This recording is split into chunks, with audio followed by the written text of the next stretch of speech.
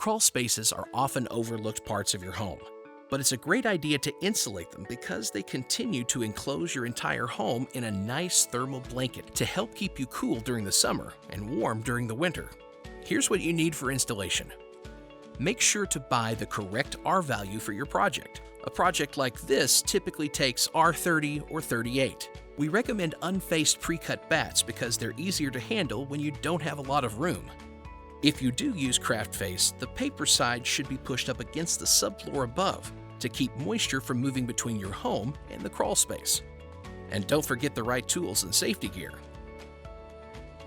Cover the ground with a durable plastic liner to keep moisture out of your crawl space. The plastic sheet should cover the entire floor and extend up the foundation wall and all piers or footings by at least 6 inches. It's best to secure or seal the sheeting in place.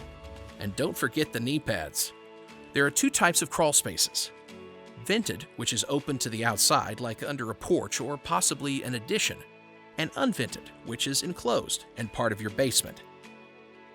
First, we'll talk about vented crawl spaces. In these areas, you'll be insulating above you.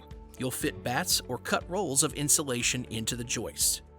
You'll want to measure the length and width between joists in the subfloor above you to make sure your insulation will fit top to bottom, side to side.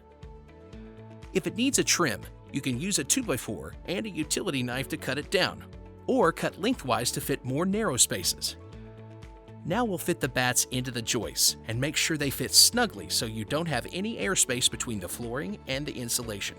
When you come across heating ducts and water pipes, install insulation below them to prevent heat from escaping or pipes from freezing and bursting. You may need to remove some top layers of insulation so the insulation fits in tight spaces. We're going to use wire fasteners to hold the insulation in place. These fasteners bow up into the insulation. Press them gently into your insulation without overcompressing.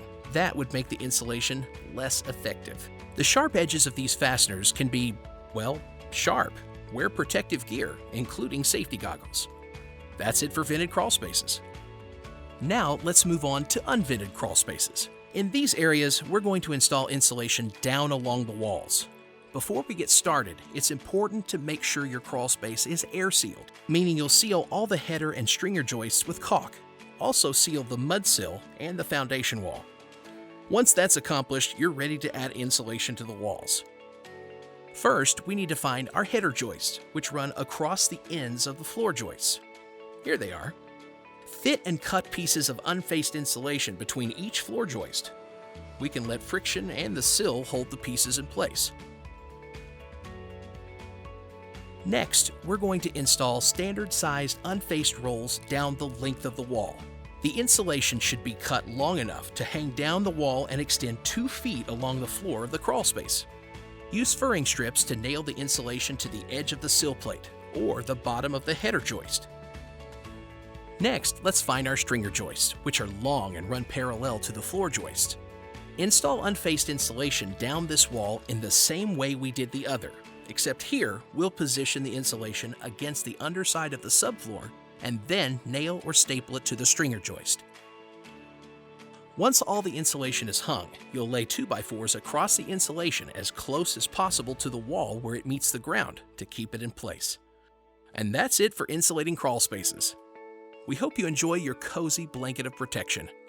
Now that you've watched this video, you're primed for more. Check out other ways JM Insulation can protect your home.